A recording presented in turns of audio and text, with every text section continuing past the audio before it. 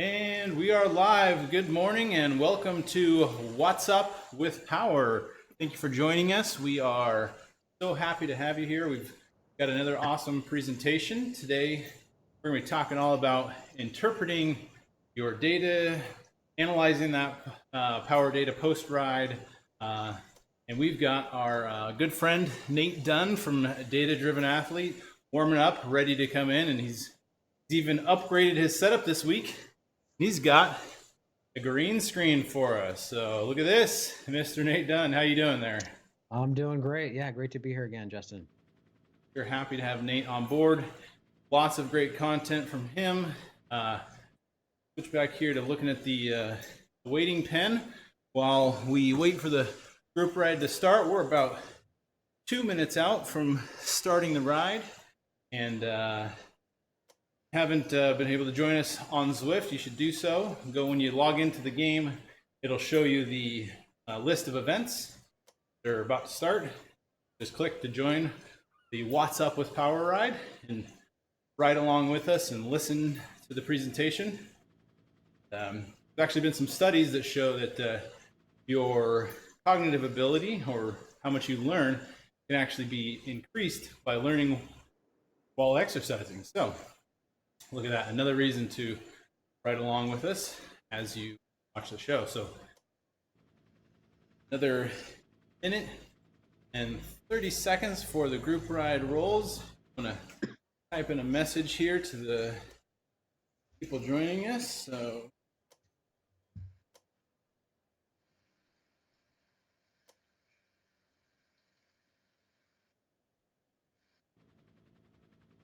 www.swift.com.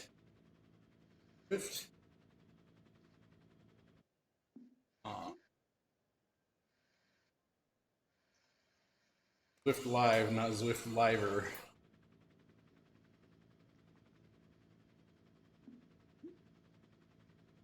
Okay.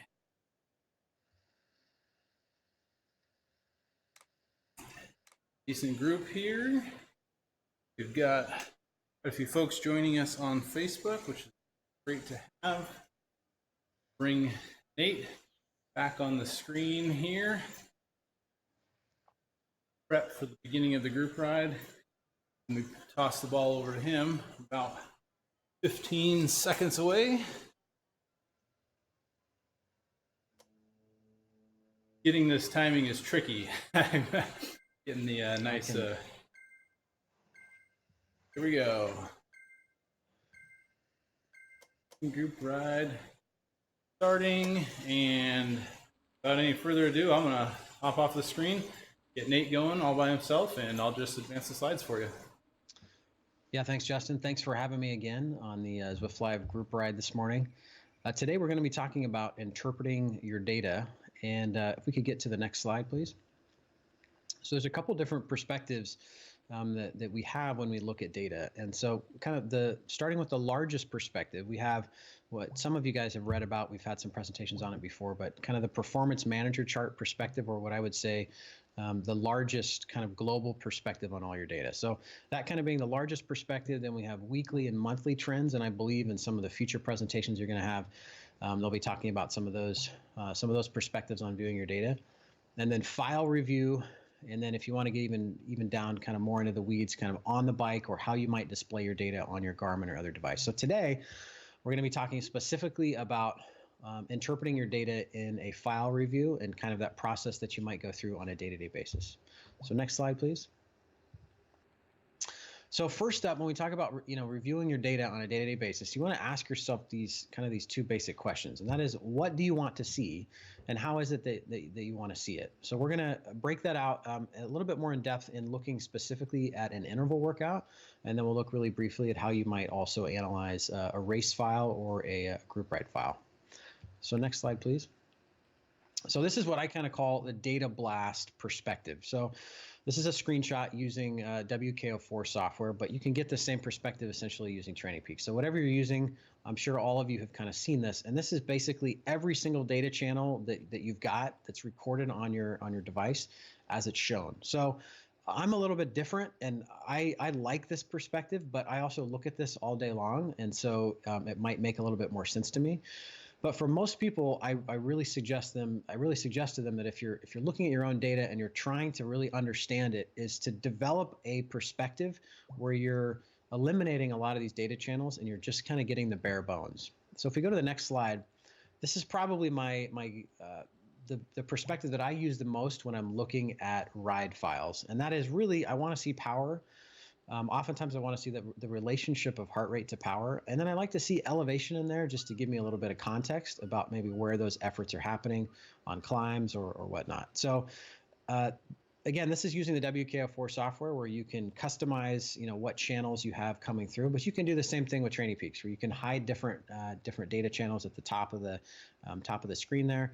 And you can really just give yourself the ability to focus directly on what it is that you're wanting to see rather than get distracted with every single imaginable data channel out there. So first process, again, is to ask yourself, what is it that you want to see? And then develop your own kind of lens or the own way that you like to look at this so you can kind of get right into the meat of the RIDE file and start learning from it. So next slide, please. So when we're looking at an interval workout file, or really if we're looking at any type of RIDE file, these are the three questions, or these are kind of the three main points that I like to emphasize. And first of all, what is the RIDE objective? So what was the point of the RIDE? Now it might be that for some of your rides, you don't really have a RIDE objective. Maybe your RIDE objective is, you know what, I haven't been feeling that well. I just want to spend 2 hours on the bike. And in that case, your data review might be really simple, right? You're not looking for any trends. You're not looking for anything more specifically.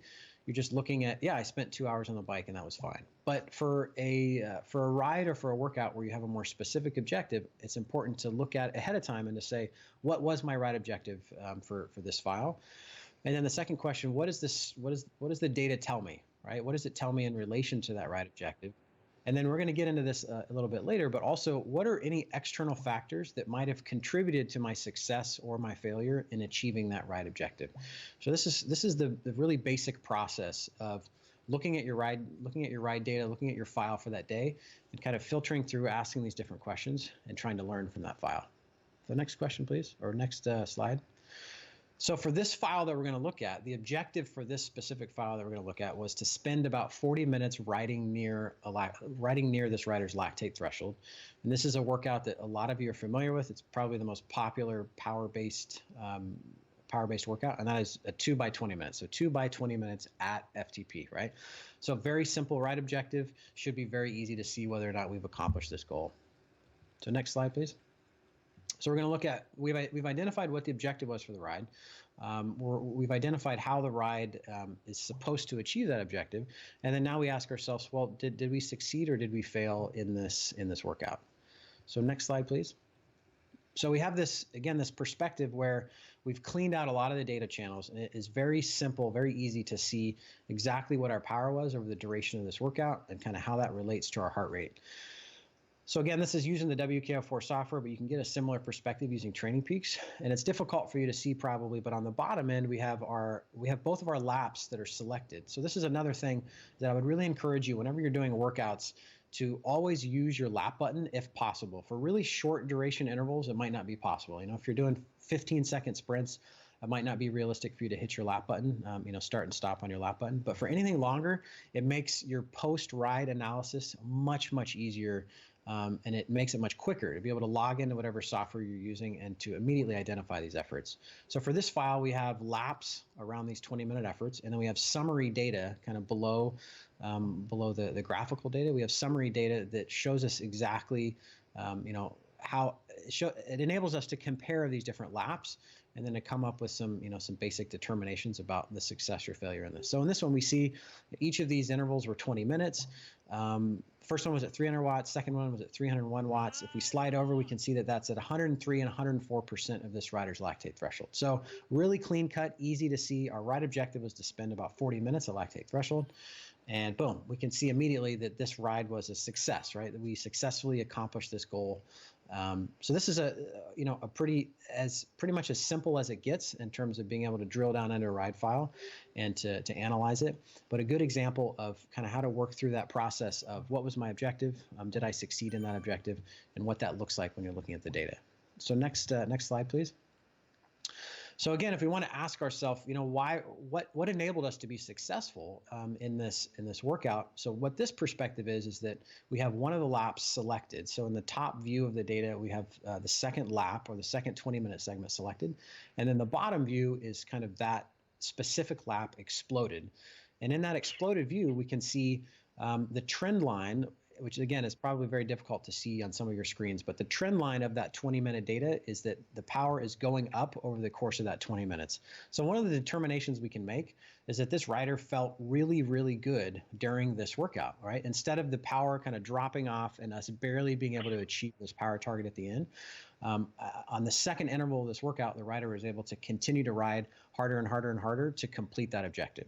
So when we look at all this, we say, okay, this rider successfully achieved the objective of spending 40 minutes at lactate threshold, and not only that, their pacing was really, really good, and they felt really good on this ride. So that kind of leads us to our third item to look at here. And what are external factors? Whenever you have a really good workout, or conversely, if you have a really bad workout, I think it's important to say what contributed to that, right? Because if it's a really good workout, we want to say, how can we replicate that? How can we capture that? How can we better understand what are the other pieces that contributed to that great ride? Or if it was a bad ride, how can we fix that? Was our, what contributed to us failing at that workout? So that's kind of the third and final piece that exists outside the data specifically, but might have had a big impact on that ride. So if we could go to the next slide, please. So these are some of those pieces of external factors that I think can often contribute to the success or failure of that ride. So training fatigue, right? And we measure that, with power-based training by maybe looking at a rider's TSB or their ATL. So in an objective sense, how much training fatigue did we have going into that ride? How about work stress? And again, this is something that doesn't show up in power-based metrics, but it can have just as much of an impact. So if you had a really, really stressful day at work, really stressful day maybe at home, that could very well have a big impact on trying to do a demanding workout in the evening. And that can be really important to note and to add that comment maybe on your ride to know kind of, what contributed to you maybe not successfully completing that ride. So nutrition, if you have a ride in the afternoon, what was your nutrition like from 12 o'clock to 4 o'clock? If the last time you ate lunch was at 12 o'clock and you rode at 5 o'clock and you didn't eat anything, chances are, you're not going to ride as well as you could because you're just not fueled properly. And then also sleep, right? So how did you sleep the night before? What was your sleep like? How has your sleep been like over the past week or so? So these are just some examples of different external factors that can be important to note when you're kind of analyzing that ride file. So next slide, please.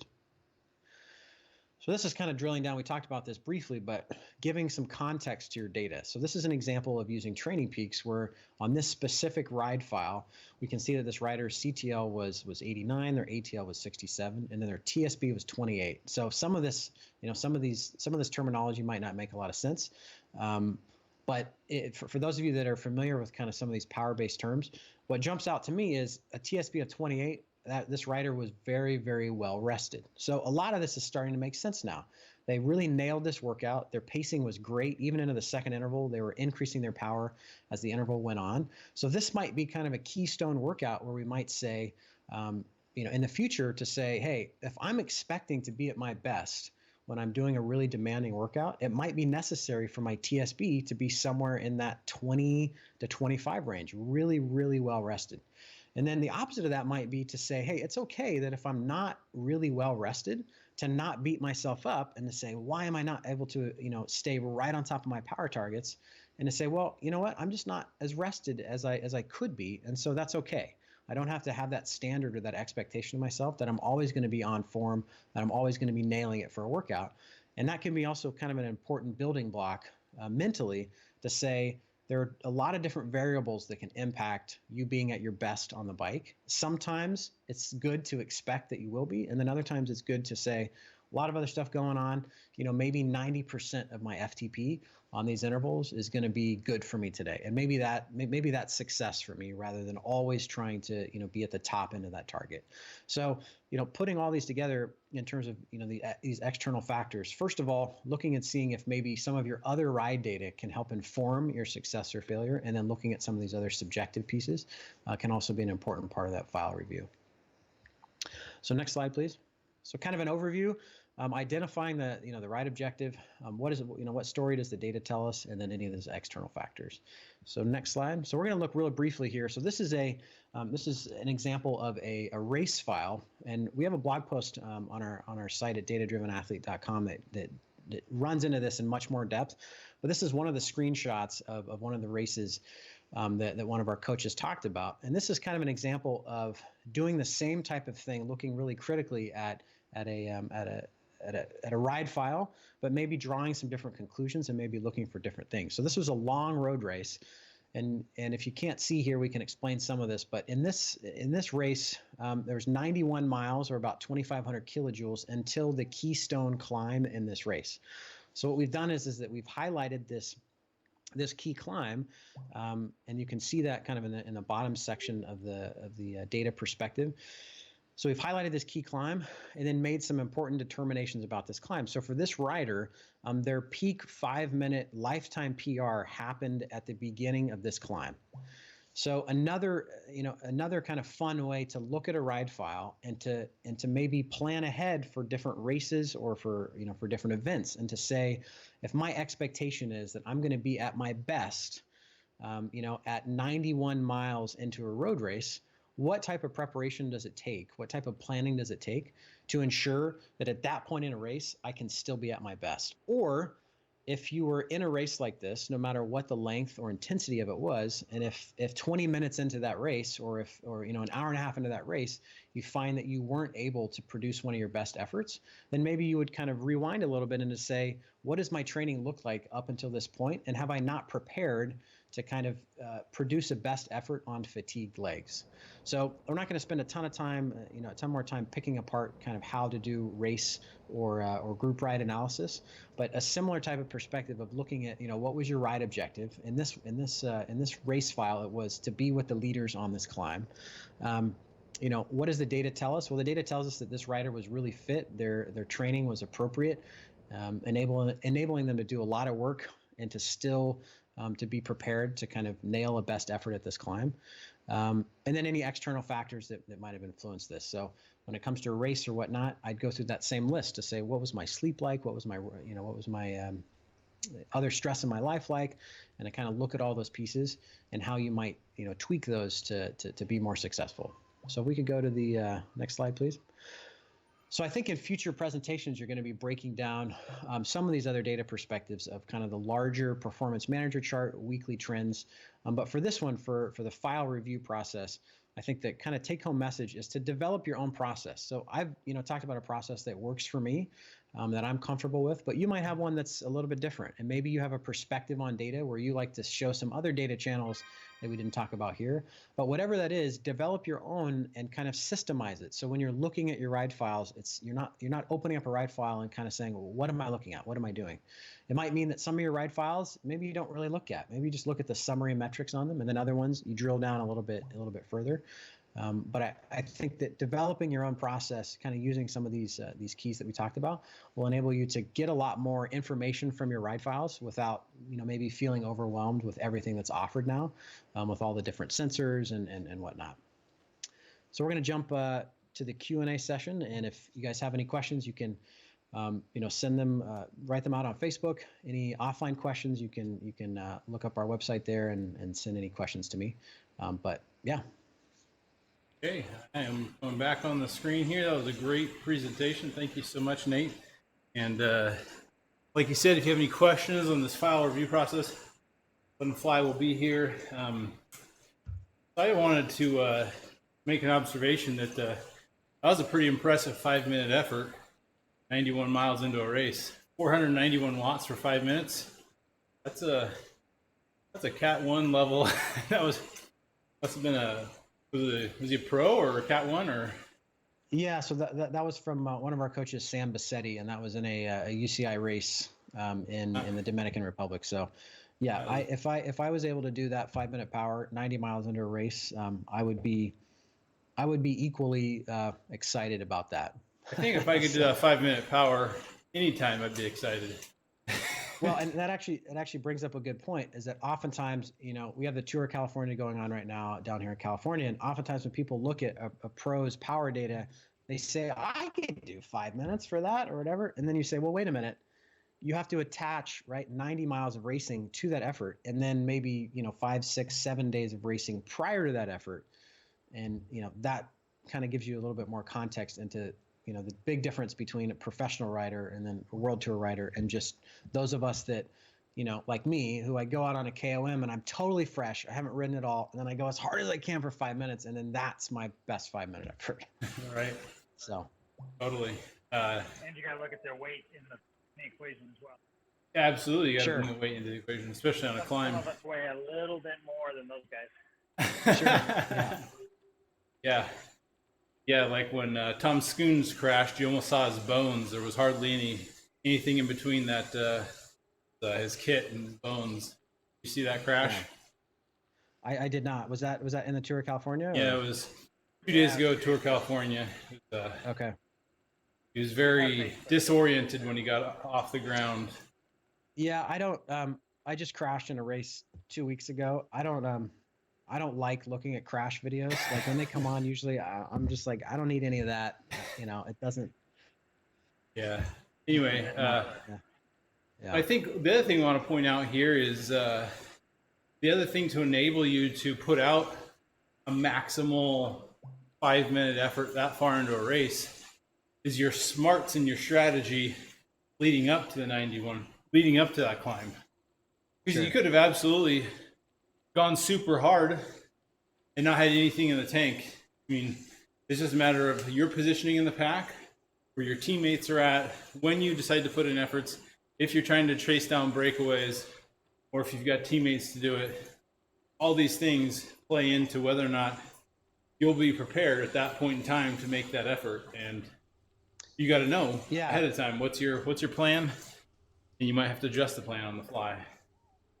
Yeah, and kind of getting back to some of those external factors, I think that can be one of the most important things to take into consideration whenever you're looking at a race, or even if that's a race on Zwift or whatever, is to say, what time of day was it?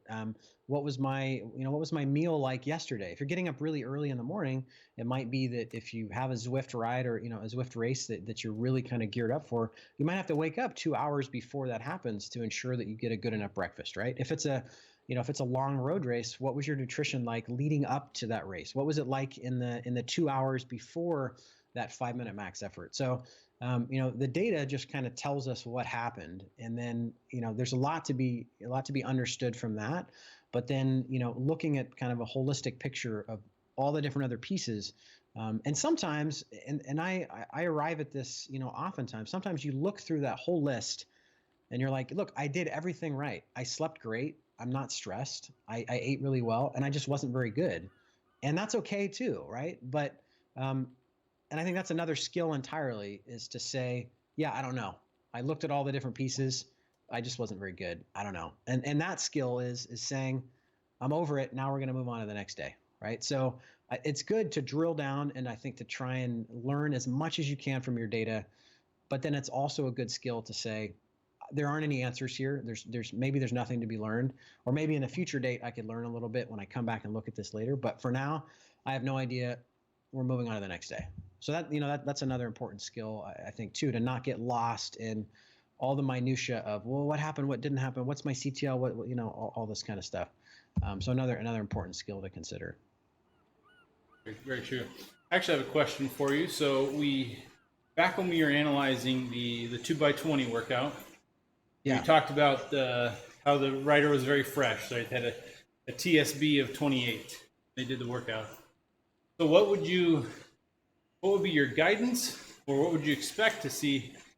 Obviously, let's say at the end of a 2 or 3 week long training block, you're going to hope that your TSB isn't that high. Yeah. And what would you say to someone who maybe is having a lot more difficulty at the end of that 2 to 3 week block doing that same 2x20, or what's your guidance there? Yeah.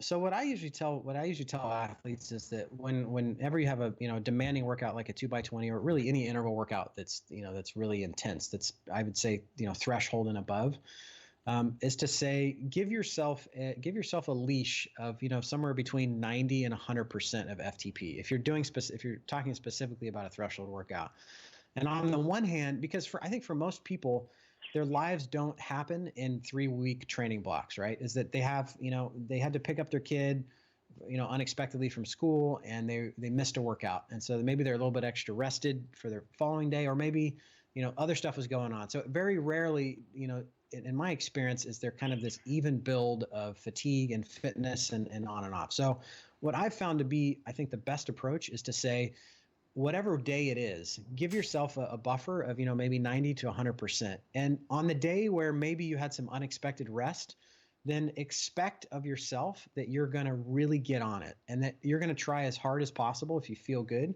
to sit right there at 100%, or maybe even go over 100% of FTP for those intervals. And then at the same token, if you've had a lot going on in your life, go out, see how you feel, and then maybe within 5 minutes of that effort, maybe you say, hey, you know what? It's going to be everything I can do to hang on at 90% today.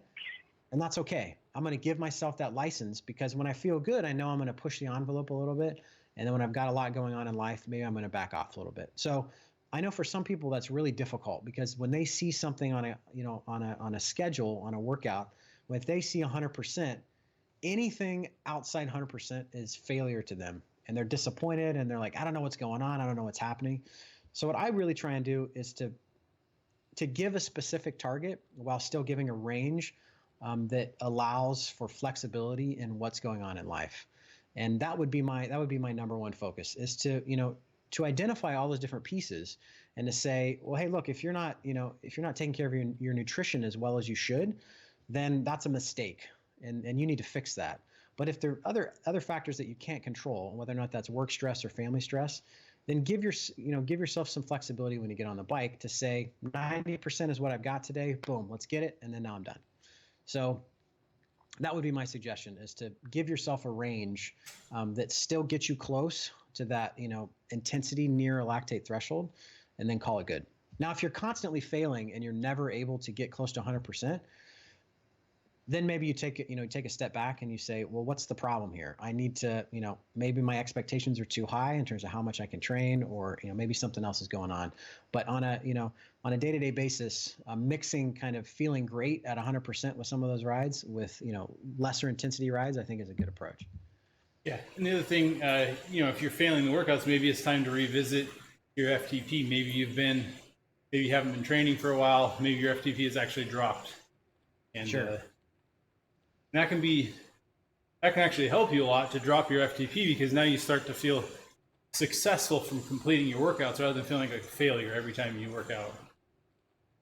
Yeah, absolutely. So that we had talked about this in a previous presentation, but if you're constantly failing at the intensity target of your workouts, then looking at kind of that whole picture, and maybe that's your FTP is too high, fatigue, nutrition, all that kind of stuff. Listing out all those things can be really helpful. Absolutely. Let's see here. Sometimes it's kind of tough mentally when you have this FTP number and you go out to do a workout, even if it's like a 5-minute block or something. Sometimes it's just hard to even hold your FTP, and you're just like, what is going on here? Yeah, that's kind of a mental block that I get. Yeah, well, and I would what my suggestion would be in that case is to maybe you don't even set a predetermined target when you go out on a ride, and you say, I'm going to get 5 minutes in. So if we're talking specifically about like a 2x20 workout, I'm going to see how I feel 5 minutes in, and then I'm going to make a call on where I'm going to be at. Now you have to be careful, obviously, that you're not just always kind of lying to yourself and saying, I don't feel good, just because you don't want to hurt and you don't want to work. But I think yeah, but I think for most cyclists, I don't think that's a problem. I think they want to do good work. They're not out there to train to just slack off. So I think, maybe sometimes you don't even have a specific target. This has worked really well for me, as I say, I don't really know what I'm going to have today. So I'm going to go out, and then at 5 minutes, I'm going to be like, oh, wow, I feel amazing today. I'm going to stick with that. Or, yep, it's going to be rough today. So I'm not even going to look at my power. I'm just going to transition to, RPE, rated perceived exertion. And I'm just not even going to look at my power. I'm going to go 20 minutes, and I'm just going to give it everything I have. And that's good enough, So building in some of that flexibility beforehand, I think, can help you not set an expectation for yourself and then be disappointed and be frustrated because you're not, not meeting that expectation. Absolutely. And think about that from the psychological aspect. If, obviously you're going to train with yourself a lot more often than you do in a race. And if you want to feel good about what you're doing, you got to be able to achieve and have success there. Because you go to a bigger race with a lot of people, probably not going to win all of them, right? Yeah. You got to know. So you make sure you're feeling good about what you're doing, excited, and failing workouts will not for sure. So sure, you want to be motivated for those events. Sometimes those events bring a little bit of sadness because maybe you didn't do as well as you hoped. But buffer that with the fact that you're improving, or maybe you did better than last year, but you didn't get as high a ranking as you wanted. Well, maybe a lot of guys showed up that were stronger than last year. So yeah, well, and I think this ties into probably some future presentations that you'll have where we were talking about that weekly trends and then performance manager chart. That's where you can kind of wrap in either the disappointment or the success of an individual workout and say, how does that compare in the context of what my training is looking at over over the week or over the month or whatnot. So we've focused specifically on just that ride data and how to kind of pick apart a ride file. But then putting that in context of where am I headed? On average, is my 20-minute power, is it going up over time? What do my sprint numbers look like? What is, there's a lot of different things to look at to kind of determine larger success or failure, not just getting wrapped up in, kind of that day-to-day, what happened just on that ride. Absolutely. Okay, well, I think we're going to wrap things up. Thank you for the presentation, Nate. It's been great. Always love having your insight. Being able to ask you questions is awesome. So if you guys like the content from Nate, check out his website, datadrivenathlete.com. He has a great newsletter he puts out. You can contact him through there. He does coaching services if you're interested as well. If you're like our channel, we've got lots of live video content daily. Like the channel. We've got also a calendar of our group rides. So if you go to teamodz.com/calendar. You'll see our calendar of our group rides and races. It'll be in your local time zone, so you'll figure out when you can join them on Zwift. So make sure and check that out. Also, we're very happy to have Training Peaks as a sponsor of the show. They have great analytical tools. We talk about them a lot, and they've offered a discount code for all the watchers of the show. Discount code is ODZ20. ODZ20 will get you 20% off their premium services. So if that's what you're looking for, happy to extend a little discount to you. So thank you so much for coming to the show, and we hope to see you next time.